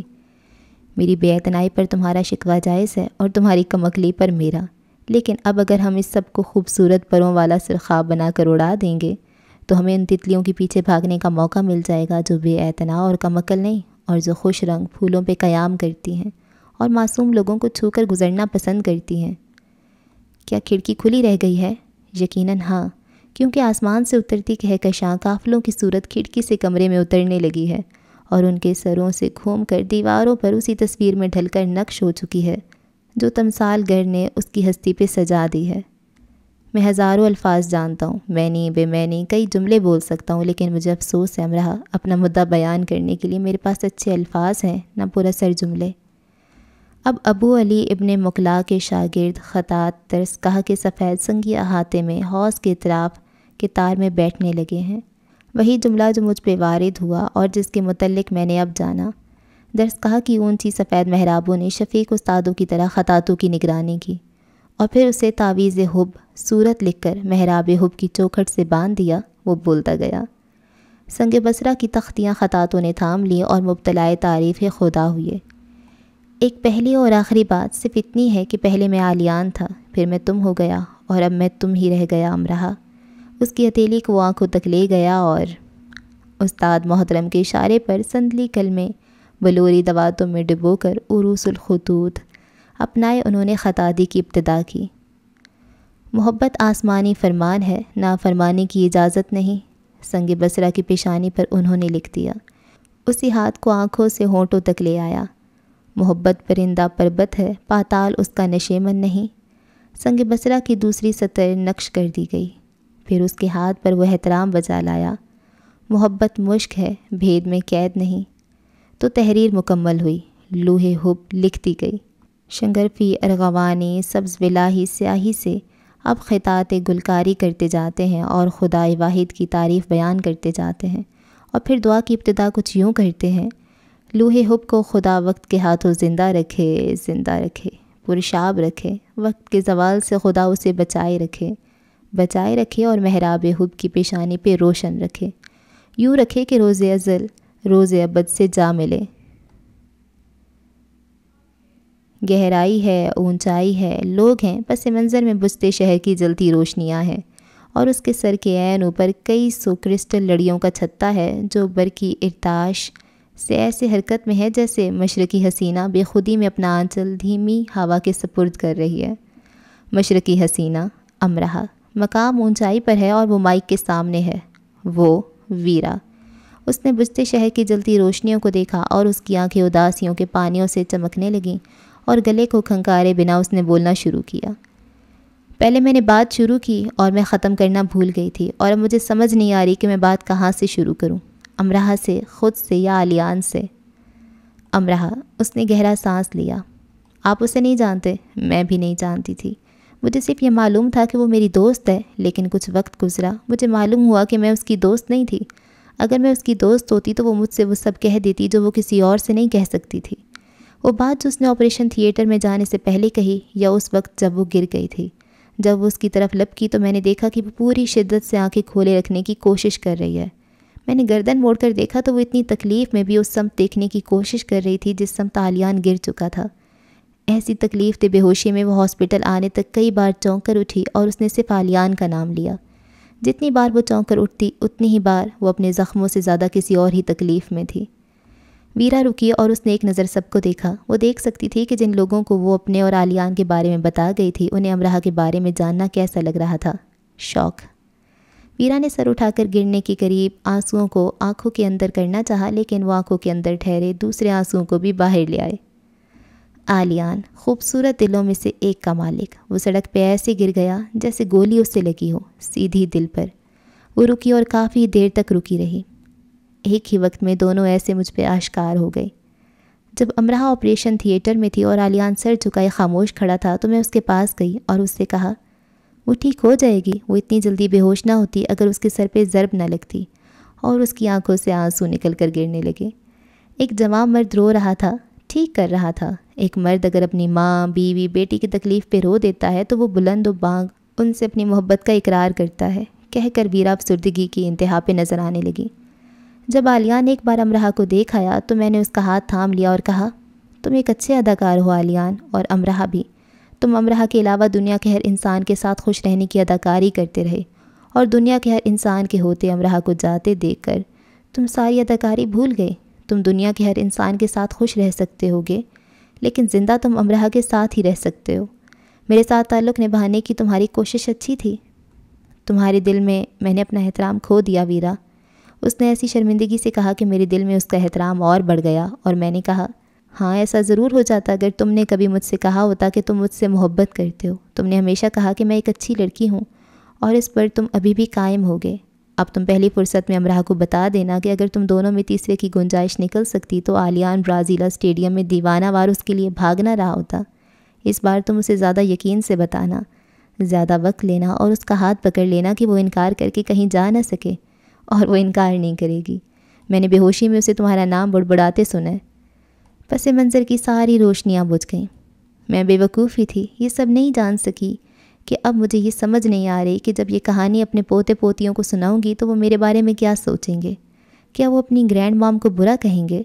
اس نے گیلے گال صاف کیے۔ وہ سمجھدار بچے ہوں گے، وہ اپنی گرینڈ مام کی اعلیٰ ظرفی پہ فخر کریں گے۔ سائی نے پیچھے سے اس کے شانے پہ ہاتھ رکھ کر کہا۔ ویرا چونک کر پلٹی۔ لوگ گم کر دیے گئے، روشنیاں بجھا دی گئیں، کہانی سنا دی گئی۔ وہ ہوٹل کے باغ کے اندھیرے گوشے میں اکیلی کھڑی تھی۔ سائی انہی کی ہوٹل شفٹ ہو چکا تھا اور 1 گھنٹے کی نیند بھی لے چکا تھا۔ پھر جیسے وہ بہت بے چین سا ہو کر اٹھا، اسے یاد آیا جب وہ سویا تھا تو بہت خوش تھا، کیونکہ المیہ داستان تربیہ ہو چکی تھی۔ تو پھر وہ ایسے ہڑبڑا کر کیوں اٹھا؟ وہ بیڈ پہ بیٹھ گیا۔ اتنے سال ہو گئے تھے اسے سائی بنے، اب لوگ اس کے پاس نہیں آیا کرتے تھے تو وہ کمپس بنا ان کی سمت مڑ جاتا تھا اور کہتا تھا، سنو، شاید تمہیں میری ضرورت ہے۔ وہ اٹھا اور دوسری منزل پہ آیا۔ دروازے پہ دستک دی، کوئی جواب نہیں ملا۔ پھر یہ سوچ کر کہ وہ ہاسپٹل امرا کے پاس نہ چلی گئی ہو، اسے فون کیا، لیکن اس کا فون بند تھا۔ کاؤنٹر پہ آ کر پوچھا، انہوں نے ایک بار کی طرف اشارہ کر دیا۔ وہ بار گیا، وہاں بھی نہیں تھی۔ وہ خود ہی اسے ڈھونڈتا رہا اور پھر اسے اندھیرے گوشے میں کھڑے باتیں کرتے دیکھا۔ وہ خود میں اتنی مگن تھی کہ وہ اس کے پیچھے کھڑا ہو کر سب سننے لگا اور اسے خبر نہیں ہوئی۔ اس نے ویرا کا ہاتھ پکڑا اور کمرے میں لے آیا۔ دونوں نیچے کارپیٹ پہ دیوار سے کمر جوڑ کر ساتھ ساتھ بیٹھ گئے۔ میں جانتا ہوں تم دکھی ہو، بات سائی نے شروع کی۔ ہاں بہت دکھی ہوں سائی، اس لیے کہ میں سمجھ نہیں پائی کہ کیا ہو رہا ہے۔ مجھے حقیقتاً یہی لگا کہ امرا آلیان کو دوست کی حیثیت کے علاوہ پسند نہیں کرتی، اور آلیان سائی ایسا ہی تو ہوتا ہے، ایک بریک اپ کے بعد کچھ وقت لگا اور سب ٹھیک۔ میں امریکہ سے واپس آئی تو امرا مجھے بدلی ہوئی ملی۔ میں نے پوچھا تو اس نے بتایا کہ دادا ایسے لڑکے سے اس کی شادی کرنا چاہتے ہیں جسے وہ پسند نہیں کرتی۔ میں نے پوچھا، تو کیا تم کسی اور کو پسند کرتی ہو؟ تو اس نے کہا، مجھے اس سب میں دلچسپی نہیں ہے۔ یہ کہتے ویرا نے تعصب بھرا انداز اپنا لیا۔ کیا میں ایک بری لڑکی ہوں سائی؟ دل گرفتگی اپنے عروج پہ نظر آنے لگی۔ تم نے یہ کیوں سوچا؟ سائی کو جیسے دلی صدمہ ملا۔ پتہ نہیں، اس نے خود کلامی کے انداز سے کہا۔ کچھ باتوں کے ہو جانے میں ہمارے اختیار نہیں ہوتا ویرا، ان کے ہونے اور نہ ہونے پر۔ ایک اچھا ڈرائیور اگر حادثہ کر دے تو اس کا مطلب یہ نہیں ہے کہ وہ برا ہے، اس کا مطلب یہ ہے کہ سڑک، گاڑی اور کچھ دوسرے عوامل نے مل کر حادثے کے اسباب پیدا کر دیے۔ اچھے اور برے واقعات کے اسباب بنتے ہیں ویرا۔ آلیان کو خود کو پاگل بنانے کی کیا ضرورت تھی سائی؟ تم نے دیکھا وہ کیسے اس کا نام لے لے کر بھاگتا پھرتا رہا تھا۔ اس نے خود کو پاگل نہیں بنایا ویرا، بس شاید اس پہ دیر سے ادراک ہوا۔ دونوں تھوڑی خاموشی سے اپنی اپنی جگہ اپنی اپنی سوچ کو سوچتے رہے۔ تو گرینڈ موم نے اعلیٰ ظرفی کا مظاہرہ کیا۔ سائی نے ہنس کر ایک نئی بات شروع کی۔ ویرا ذرا سا ہنستی۔ اگر نہ کرتی تو امرا روسیوں کے بارے میں اپنے پوتے پوتیوں کو کیا بتاتی کہ وہ خود غرض ہوتے ہیں اور ہماری جگہوں پہ قابض ہو جاتے ہیں۔ وہ خود روس آتی نہ اپنے پوتی کو کبھی آنے دیتی، بلکہ روس کے بارے میں ٹی وی پہ کوئی خبر چل رہی ہوتی تو وہ چینل بدل دیتی اور سوچتی روس دنیا کے نقشے پہ ہوتا ہی نا، کتنا اچھا ہوتا۔ سائی پوری جان سے ہنسنے لگا۔ تو مذاق میں ایسا کہہ سکتی ہو، لیکن حقیقت میں ایسا کبھی نہ ہوتا۔ اگر میری اور عالیان کی شادی ہوتی تو ایسا ہی ہوتا۔ وہ اپنی ہتھیلیاں مسلنے لگی اور ایسا کرتے ہوئے ایسی بچی لگنے لگی جس کی ساری گڑیاں چرا لی گئی ہوں اور ان کے کپڑے جلا دیے گئے ہوں۔ سائی نے محبت سے اس کی طرف دیکھا۔ عالیان اس مشرقی لڑکی کا پرنس تھا، تمہارا پرنس چارمنگ تو کہیں اور تمہارے انتظار میں ہوگا نا؟ ہاں، بس اب یہی کام رہ گیا، سب کام چھوڑ کر اس پرنس چارمنگ کو ڈھونڈتے پھرنا یا اس کے انتظار میں بیٹھ جانا۔ میں ایک بالغ اتنی بڑی سی لڑکی ہوں۔ دا لیڈی ویرا، تم مجھے ان فیری ٹیل سے نہیں بہلا سکتے۔ وہ چڑ گئی۔ فیری ٹیلز ہماری حقیقی زندگیوں سے زیادہ خوبصورت نہیں ہو سکتی ویرا۔ جہاں ایک ویرا ہے، ایک سائی، ایک کارل، 2 امرہا، عالیان، کیا کسی فیری ٹیل میں یہ سب ہوں گے؟ ہمارے پاس دکھ ہیں، سکھ ہیں، ملنا، بچھڑنا، رونا، مسکرانا، گر جانا، اٹھ کھڑے ہونا، یہ سب ہے، کہیں کم کہیں زیادہ۔ شاندار محل، قیمتی ملبوسات، آرائش زندگی، کھیل کود، مسکراہٹیں، خوبصورتی اور نغمے ہی زندگی کو فیری ٹیل نہیں بناتے۔ زندگی کو فیری ٹیل ہماری سوچ بناتی ہے۔ پرنس چارمنگ وہ نہیں جو ایک بڑی سلطنت کا شہزادہ ہے یا جو بہت خوبصورت ہے۔ پرنس چارمنگ ہر وہ انسان ہے جو ایک شفاف دل کا مالک ہے، جو بلا امتیاز انسانوں سے محبت کرتا ہے۔ میں، تم، عالیان، امرہا، کال، ہم سب۔ یہ زندگی تب بھی فیری ٹیل سے زیادہ خوبصورت ہوتی ہے جب ہر ساتھ ہمیں فضا میں بسی خوشبو محسوس ہوتی ہے۔ آسمان شاندار محل کی چھت لگتا ہے اور زمین مخملی قالین جو ہر نئے قدم پہ ایک نئے رنگ میں ڈھلتا ہے۔ ویرا نے سائی کے کندھے پہ سر رکھ دیا اور اسے خاموشی سے سنتی رہی اور سنتے سنتے سو گئی۔ سائی نے اسے ایسے سوتے دیکھا تو چاہا کہ آج کی پوری رات اسے اس انسان کے لیے دعائیں کرتے گزار دینی چاہیے، اور وہ زیر لب دعائیہ نظموں کو ایسے دہرانے لگا کہ وہ نیند سے جاگ نہ جائے لیکن نیند میں ہی سن بھی لے۔ ویرا، موت سی برف میں کھلتے اکلوتے پھول کی طرح، وہ اس احساس کو خاطر میں نہ لائی کہ خزاں میں وہ اکیلی بہار ہے۔ میری کہانی کی یہ 2 کردار، طلوع آفتاب سے، دوستی میں حرف خاص سے، مثالوں میں بے مثال سے۔ برازیل سے وہ VIP سیٹ سے مانچسٹر کے ہاسپٹل میں آئی جہاں اسے علاج کے لیے ڈاکٹروں کی اگلی ہدایت تک رہنا تھا۔ سارے اخراجات برازیلین حکومت اٹھا رہی تھی۔ وہ اسے مکمل صحتیاب کر کے بھیجنا چاہتے تھے لیکن اسے مانچسٹر آنے کی جلدی تھی۔ اس کی وجہ سے اس کے ساتھ رہنے والوں کی تعلیم کا نقصان ہو رہا تھا۔ وہ سب لوگ ویکینڈ کا سوچ کر میچ دیکھنے گئے تھے۔ ڈیریک وغیرہ پہلے ہی واپس آ چکے تھے۔ کارل، ویرا، سائی، عالیان اس کے ساتھ تھے۔ کارل کا تو ویسے ہی برازیلا میں ٹی وی پہ مستقبل کافی روشن ہو گیا تھا۔ اسے تو چند اور دن وہاں رکنے پہ اعتراض نہیں تھا۔ سادنا اور لیڈی مہر ایئرپورٹ سے اس کے ساتھ ہاسپٹل گئے اور ہسپتال میں اس کے professors, class fellows, uni fellows آ کر ملتے رہے۔ شزا بھی اس کے لیے پھول لے کر آئی۔ ڈیریک تو برازیلا میں بھی کئی بار اس سے مل چکا تھا اور دائم وغیرہ کا گروپ اور ہانا، شرلی، لیلی سب وہاں بھی اس سے مل گئے تھے اور یہاں بھی آتے رہے۔ اسٹور کا مینیجر، اس کی کولیگز اور اس کا پہلا باس تو کئی بار آئے۔ ایک ایسا حادثہ تھا مس اخروٹ جو تمہیں برازیلا میں پیش آیا اور تمہیں ٹھیک کر گیا، انہوں نے سنجیدگی سے اس کا جائزہ لینے کے بعد کہا۔ مس اخروٹ جواب میں صرف مسکرا دی۔ تو برازیلا نے تمہیں بدل دیا؟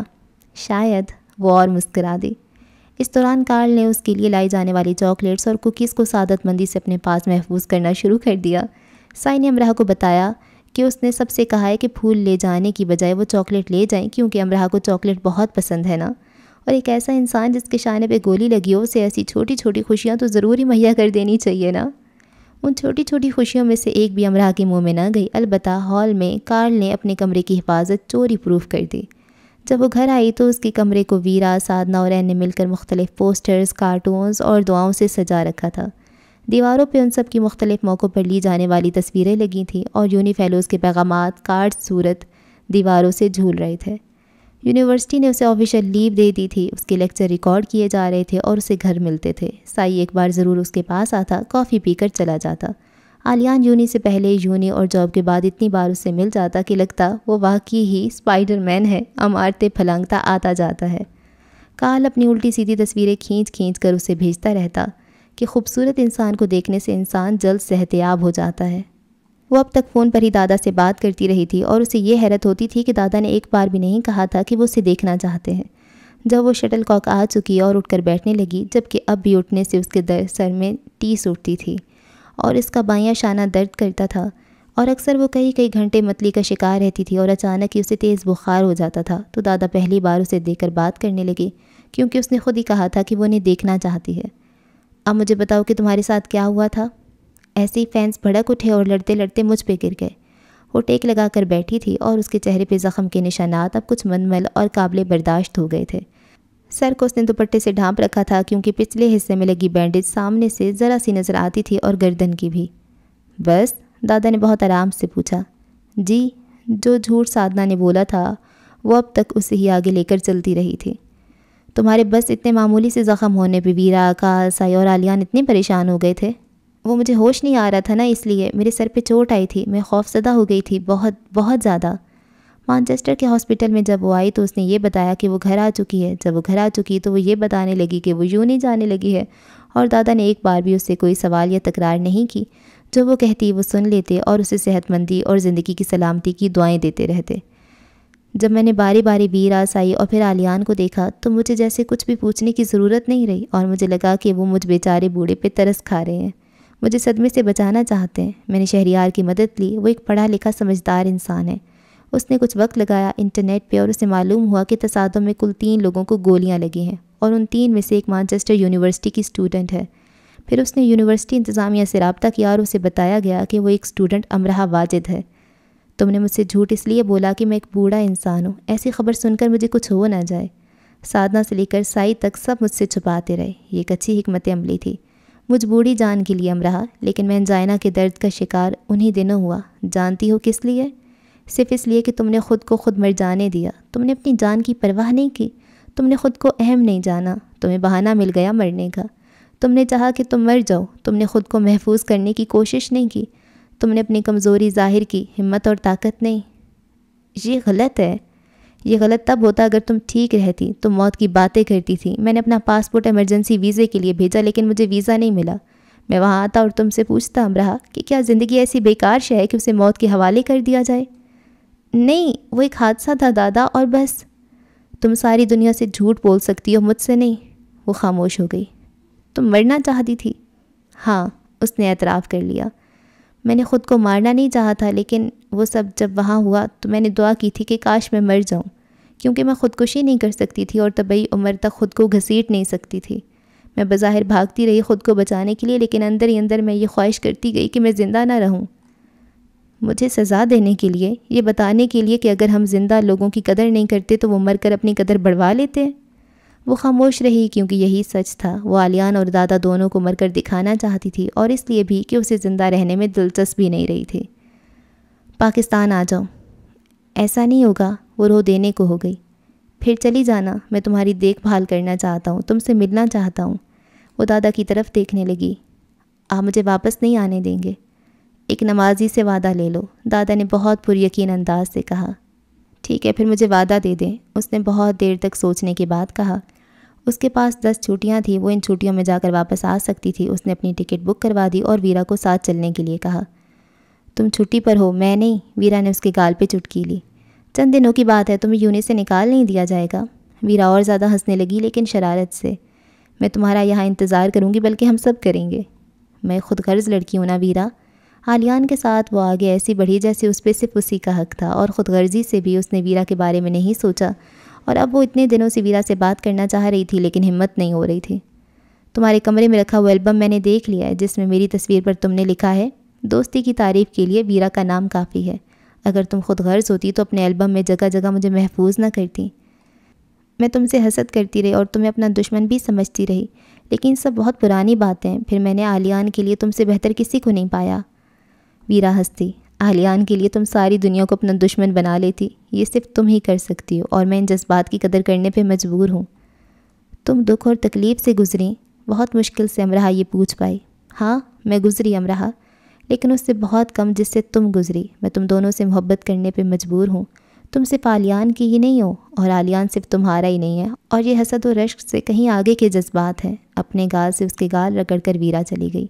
یہ صبح کا وقت ہے اور وہ یونی جانے سے پہلے اس سے مل کر جاتی ہے۔ ٹھیک ہے، وہ علیان کے ساتھ آگے نکل آئی ہے، لیکن اب اگر وہ گردن موڑ کر پیچھے دیکھتی ہے تو جانتی ہے کہ پیچھے کتنی توڑ پھوڑ کرتی آئی ہے، اور اس توڑ پھوڑ میں سب سے زیادہ نقصان میں ویرا رہی ہے۔ انسان اپنے عمل میں کتنا ہی کھرا کیوں نہ ہو، کہیں نہ کہیں وہ اتنا پست ضرور ہو جاتا ہے کہ خود سے بھی نظریں نہیں ملا پاتا۔ ویرا کی صورت یہ پستی اسے یاد رکھنی ہوگی۔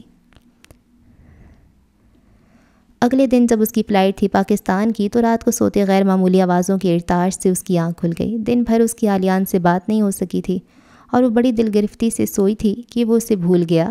آخر بھول گیا۔ وہ چند دنوں سے کافی مصروف نظر آ رہا تھا۔ اسے کھڑے کھڑے مل جاتا اور ماما مہر کے ساتھ باتوں میں مصروف رہتا۔ اس کے سامان کو اس نے معنی خیزی سے دیکھا اور کوئی تبصرہ نہیں کیا اور اسے یہ سب برا لگا۔ وہ جا رہی ہے اور اسے کوئی فرق ہی نہیں پڑ رہا، یعنی محبت پھر سے کم ہونے لگی۔ دونوں کے درمیان متوقع ضروری باتیں ایک طرف ہی رہ گئیں، اور کیوں رہ گئیں وہ سوچتی ہی رہ گئی۔ تو رات کے پہلے پہر اس کی آنکھ کھلی اور اسے سمجھ نہیں آئی کہ اتنی ٹھنڈ میں سادنا نے اس کے کمرے کی کھڑکی آخر کس لیے کھول دی کہ وہ جو برازیلا میں گولی سے نہیں مری وہ یہاں ٹھنڈ سے مر جائے۔ جب وہ سوئی تھی تو کھڑکی بند تھی، اب کھلی تھی اور ٹھنڈی ہوا فرصت سے اندر آ رہی تھی اور ساتھ اپنے سنگ کچھ اور بھی لا رہی تھی۔ یہ ننھی منی چھوٹی بڑی گھنٹیوں کی ہوا کے دوش پر بجنے کی آوازیں تھیں۔ وہ زیر لب ہنسی۔ یہ میرا خواب ہے؟ نہیں تو پھر آگے بڑھنا چاہیے۔ وہ کھڑکی تک آئی۔ دھند میں لپٹے درخت پہ شٹل کاک بیرونی دیوار پہ لگی روشنیاں ایسے پڑ رہی تھیں کہ وہ آدھا اندھیرے میں تھا اور آدھا نیم روشنی میں، اور جو نیم روشنی میں تھا وہ رنگ برنگی اشکال میں جھولتے کارڈوں سے سجا تھا، اور وہ اس تو شیزہ کی طرح مسکرائی جسے اس کا گم شدہ جوتا مل چکا تھا۔ حال ماضی کے درختوں کی شاخوں پہ فاتح ہونے پہ متبسم ہے۔ تو شہزادے نے جان لیا کہ اسے کیا کرنا ہے اور ادھوری کہانی مکمل کر لی گئی ہے۔ اس نے گرم کوٹ پہنا، دائیں ہاتھ سے مفلر کو گردن پہ بل دیے۔ اسے بائیں ہاتھ سے کام کرنے میں مشکل ہوتی تھی، لیکن اب یہ مشکل رفع ہو گئی تھی۔ دراصل سارے ہی درد برازیلا کے ہاسپٹل میں ہی رفع ہو گئے تھے۔ اس نے ہر رات درخت پہ جھولتے پیغامات کو پڑھنے کے خواب دیکھے تھے۔ وہ دعا کیا کرتی تھی کہ حقیقت میں نہ صحیح، خواب میں ہی اس کا یہ خواب پورا ہو جائے۔ خواب پورا نہیں ہوا، خواب نکل کر حقیقت میں بدل گیا۔ وہ بیرونی دروازے سے باہر آئی اور گھوم کر اپنے کمرے کے سامنے لگے درخت کی طرف آئی اور ذرا دور کھڑی ہو کر درخت کو دیکھتی ہی رہی۔ یہ میرا خواب ہی ہے، ہاں بس ضرور میرا خواب ہی ہے، وہ بڑبڑائی۔ پیغامات مختلف دلکش رنگوں کی ربنوں سے بندھے جھول رہے تھے۔ آس پاس کی دوسری شاخوں پہ مختلف آرائشی فیتے اپنی اہمیت اپنی خوبصورتی سے بڑھا رہے تھے، اور زمین پر موجود درخت الوہی خطے کا شاہ بنا تاج پوشی کے لیے قائم کھڑا تھا۔ بہت دیر تک کھڑے رہنے کے بعد وہ درخت کے پاس آئی اور ہاتھ بڑھا کر کئی شاخوں کو ایک ساتھ لہرا ڈالا، اور گھنٹیوں نے رانجھے کی بنی ساری دھنیں اپنے اندر سمو کر ان پر سے اپنا اختیار اٹھا ڈالا۔ ماضی مٹ چکا ہے۔ وقت نے پرانے سکوں سے آراستہ اپنا تھال الٹ دیا اور صرف ایک تاج سکے سے خود کو سجا ڈالا۔ آلیان سکے پہ کند نام اس نے امرہا کی طرف اچھال دیا جو پیشانی سے اوپر سج گیا۔ امرہا اسی سکے پہ کند دوسرا نام اس نے آلیان کی طرف اچھال دیا جو پیشانی کے نیچے اس کی آنکھ میں دمک اٹھا۔ وہ اندھیرے حصے کی طرف کھڑا تھا۔ امرہا اس کی موجودگی سے انجان تھی۔ اس کا خیال تھا اسے امرہا کو درخت تک لانے کے لیے بہت تردد کرنا پڑے گا، لیکن ایسا نہیں ہوا۔ تردد اب صرف گزر چکے وقت کا حصہ ہی بنے رہنا چاہتا تھا۔ گھنٹیاں فانوسی راگوں پہ اجادہ ہری رکھتی سرمستی میں جھومنے لگیں۔ جو خواب حقیقت ہو جاتے ہیں وہ خواب ہر ساتھ آیا کرتے ہیں۔ وہ دم بخود کھڑا سوچنے لگا۔ وہ جو 2 گھنٹے اس درخت کے ساتھ مصروف رہا تھا، اسے بھی یہ یقین ہونے لگا کہ اس بار پھر سے یہ خواب ہی ہے۔ اندھیرے سے روشنی کی طرف اس نے قدم بڑھائے۔ اب گھنٹیاں مہروز کی حکم کی بجاوری کرتیں، محرم کے کانوں میں سرگوشیاں عیاں کرنے کو لپکیں، اور پس منظر میں بجتیں اللہ رکھا رحمان کی راز و نیاز کرتی دھنیں۔ پریم پریت کے سرگم پہ دل دھندے میوے اظہار ہو گئیں۔ رات کے زروں نے کتاریں باندھ لیں اور روشنی کی لکیریں پھل جھڑیاں بن گئیں۔ ہلکی ہوا ان دونوں کے بال اڑا رہی تھی اور وہ دونوں اپنی اپنی جگہ پر اپنی اپنی منزلیں طے کر رہے تھے۔ امرہا کا خیال تھا اس میسی لڑکی کو کارل سائی اور اس نے مل کر سجایا اور چلے گئے۔ اس نے ہاتھ بڑھایا اور ہوا کے سنگ جھولتے ایک پیغام کو پکڑ کر پڑھنے لگی۔ میں نے تمہیں بہت یاد کیا۔ دل فریب خوشی کے احساسات امرہا کے دل پہ نازل سے ہونے لگے۔ وہ دوسرا پیغام پڑھنے لگی۔ تم ایک جادوگر ہو امرہا۔ امرہا یوں مسکرا دی جیسے اس کی بات چرا لی گئی۔ جب تم نے رونا شروع کیا تو میرا دل چاہا میں بھی تمہارے ساتھ مل کر رو دوں، کیونکہ 2 ایک جیسے لوگوں کو ایک ہی جگہ بیٹھ کر رونے کا اس سے اچھا موقع اور کب ملتا۔ اسٹوڈنٹ پارٹی پرینک، امرہا نے کہکا لگایا اور ذرا سا ڈر گئی، کیونکہ درخت کے اندھیرے حصے میں چھپا کھڑا آلیان نکل کر سامنے آ گیا تھا۔ اوہ تم یہاں ہو، اور مجھے کہاں ہونا چاہیے تھا؟ اس نے ہاتھ بلند کیا اور اس کے سر پہ جھولتے پیغامات سے بندھی گھنٹیاں لہرا ڈالیں، اور معتبر آسمان اور زرخیز زمینیں بڑی محبت سے اپنی سماعتوں کے پٹ ان مترنم آوازوں پر وا کیے۔ جہاں غائب رہنے کے لیے تم موجود رہتے ہو۔ اسے یاد آیا وہ اس سے ناراض تھی۔ وہ محبت کے نکھرے احساس سے اسے دیکھتا رہا۔ تو وہ ناراض ہونا صرف اپنا حق سمجھتی ہے؟ میں نے ان پیغامات کو جلا ڈالا تھا۔ میری یادداشت اچھی ہے۔ میں نے انہیں چند راتیں اور چند دن لگا کر پھر سے لکھا۔ وہ اپنے غائب رہنے کی وجہ بتا رہا تھا لیکن نامکمل۔ وہ امرا سے چھپا رہا تھا کہ وہ دراصل بسد شوق کن مصروفیات میں غلطا رہا تھا۔ تمہارے بالوں کی نوکیں تمہاری آنکھوں کو پریشان کر رہی ہیں۔ کیا میں تمہاری آنکھوں کو اس پریشانی سے بچا لوں؟ اس نے مہذب انداز سے پوچھا اور جواب کا انتظار بھی نہیں کیا اور اس کی آنکھوں کو پریشانی سے بچا لیا۔ اپنی پیشانی پر اس کی انگلیوں کا لمس محسوس کرتے وہ ذرا سا پیچھے ہوئی اور سر اٹھا کر پیغام پڑھنے لگی۔ اس نے ایک چالاکی کی تھی کہ دوسری زبانوں میں کافی پیغامات لکھے تھے تاکہ امرا ان سے ان کے مطلب پوچھے۔ 2 دن تک ہال میں وہ مختلف ہال میٹس کے کمروں کی طرف بھاگتا رہا تھا اور زیر لب ہنس کر اسے لکھ کر دیتے رہے تھے، جبکہ کال اور سائی اس کے کندھوں پہ چڑھے لکھنے والوں کو آنکھ مار دے رہے تھے۔ تو اگر چند پیغامات کو امرا گوگل کرتی تو اسے معلوم ہوتا کہ جس کا مطلب آلیان، مجھے اجازت دو میں اخ کی تکرار پہ لہراتی تمہاری ناک کو پکڑ لوں، بتا رہا تھا تو اس کا اصل مطلب کال کی آنکھ اور ہاتھوں کے اشاروں پہ کچھ یہ نکلتا۔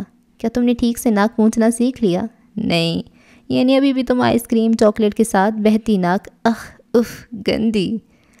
اور چینی جملہ جس کا مطلب آلیان، تم ایک اچھی لڑکی ہو بلکہ تم میں کئی اچھی لڑکیاں چھپی ہیں، بتا رہا تھا تو اصل میں وہ تم ایک پٹاخہ لڑکی ہو بلکہ تم میں کئی بڑے بڑے پٹاخے پھوٹ پڑنے کو ہیں تھا۔ اور جاپانی جملے کا اصل ترجمہ، خدا کے لیے اپنی ایشین فلیگ کو سنبھالنا سیکھ لو، آدھی یونی اس سے الجھ کر زخمی ہو چکی ہے اور جو آدھی بچی ہے وہ زخمی ہونے کے لیے قطار میں کھڑی ہے تھا۔ اور مصری جملے کا، خدا کا شکر ہے ہمارا مانچسٹر ڈوبنے سے بچ گیا۔ اور کورین جملہ جو آلیان نے مجھ پہ شکر لازم ہے لکھنے کے لیے کہا تھا تو دراصل وہ کچھ یوں لکھا گیا تھا، ہم بھی مانچسٹر کی پیداوار اپنی ایک امرا لاہور پہ اتاریں گے، انہیں بھی معلوم ہو دن میں ستارے اور رات میں سورج کیسے دیکھتے ہیں، پھر کیا وہ شکر ادا کر پائیں گے؟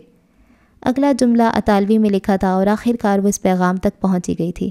یہ کیا لکھا ہے؟ اس نے لکھنے والے سے رابطہ کیا۔ وہ مسکرایا، اسے دیکھا، جھکا اور ایک گھٹنے کو ٹیک کر زمین پہ بیٹھ گیا اور اس کا دایاں ہاتھ پکڑ لیا۔ اس کا مطلب ہے، میرے سامنے جھک کر میرا ہاتھ تھام لو۔ گل سرخ کی گزرگاہوں کی راہی بنی وہ لہرا سی گئی۔ اتنے چھوٹے سے جملے کا اتنا بڑا مطلب؟ ہاں، جیسے ایک امرا کا مطلب سارا آلیان۔ اس نے کاملیت لیے کہا۔ اب اس کے آگے دوسرا پیغام تھا جو فرینچ میں تھا۔ اس نے کنکھیوں سے آلیان کو دیکھا اور مطلب پوچھنے کی غلطی نہیں کی، لیکن اس نے مطلب بتانے کی جلدی ضرور کی۔ اس کا مطلب ہے میرا دوسرا ہاتھ بھی تھام لو۔ بیٹھے بیٹھے ہی اس نے اس کا دوسرا ہاتھ بھی پکڑ لیا۔ اس بار اس کی ہنسی اتنی دیر تک گونجتی رہی کہ وہ سیف الملوک پہ اترتی پریوں کی آنکھوں کی چمک بن گئی۔ اور ایک پیغام جو میں نے لکھا ہی نہیں تھا وہ میں تمہیں سناتا ہوں۔ اس کا انداز بانسری ہو گیا اور الفاظ راہ گل ارغون کی طرف پیش قدمی کرنے لگے۔ مجھ سے شادی کرو گی امرا؟ سوال پھر سے دہرایا گیا، اس بار دونوں ہاتھ تھام کر اور سب کچھ جان کر۔ امرا کا پورا وجود ہی خوف میں سمٹ آیا اور اسے یاد آیا کہ زندگی ابھی کن کن مراحل کو ہتھیلی پہ سجائے کھڑی ہے۔ جو پیچھے رہ گیا تھا فی الحال وہ اب آگے آنے والا تھا، لیکن اس نے اپنے پہلی والی غلطی دوبارہ نہیں کی۔ اس نے ہاتھ بلند کیا اور گھنٹیوں کو لہرا ڈالا اور وہ دیر تک قبولیت کے زیر اثر خوشی سے بجتی رہیں۔ وہ کھڑی مسکرا کر اسے دیکھ رہی تھی، وہ بیٹھا اس کی مسکراہٹ پہ نثار ہو رہا تھا۔ محبت پہ فرمان غالب آ گیا اور فراق کو رخصت کی اجازت دے دی گئی، کیونکہ تمثال گر نے محبت کو من کر کے محرم بنا دیا۔ اب تکرار کی ضرورت رہی نہ انکار کی حاجت۔ اچھا جی، اس ایپیسوڈ کو یہاں پہ اینڈ کرتے ہیں۔ اور واو، ایسے لگ رہا ہے یہ لاسٹ ایپیسوڈ ہے، پر میں آپ کو بتاتی چلوں کہ 2 ایپیسوڈز نے مزید آنا ہے، اور جہاں سارا کچھ اچھا ہو رہا ہے، مطلب ابھی کچھ مشکل ہوگا، کچھ پرابلمس ہوں گی۔ اب امرا پاکستان جائے گی تو اور پرابلمس نہ کھڑی ہو جائیں یار، کیونکہ اس کے فادر کو تو بھی کچھ پتہ ہی نہیں ہے نا۔ بہت اچھی ایپیسوڈ تھی، بہت مزہ آیا۔ اور ویرا یار، میں تو اس کو ایسی خواہ ولن سمجھ رہی تھی، مجھے لگتا تھا کہ وہ اس کو اصل میں سب پتہ ہے اور وہ جان بوجھ کے یہ ساری اس نے نا یہ پلاننگ کر کے ان دونوں کو دور کیا ہے، حالانکہ ایسا نہیں تھا۔ ویرا اچھی بندی ہے، جیسے اس کو پتہ چلا وہ سائڈ پہ ہو گئی۔ اچھا تھا۔ اور یہ سارے کتنے اچھے ہیں یار، سائی، کارل، مجھے یہ سارے اتنے اچھے لگ رہے ہیں کتنا سارے کتنے پازیٹیو ہیں، اچھے کردار ہیں، کوئی بھی اس میں ولن نہیں ہے۔ ایک آلیان کا باپ تھا تو وہ تو خیر اس کا اتنا امپورٹنٹ رول ہی نہیں ہے. اب آگے کیا ہوگا اب یہ پریشانی والی بات ہے نا. چلیں اللہ کرے بہتر ہی ہو. آپ بتائیں آپ کو کیسا لگ رہا ہے یہ ناول. امید کرتی ہوں آپ کو اچھا لگ رہا ہوگا، اور اگر آپ کو اچھا لگ رہا ہے تو ہمارے چینل کو کر دیں سبسکرائب، ویڈیو کو لائک. اللہ حافظ.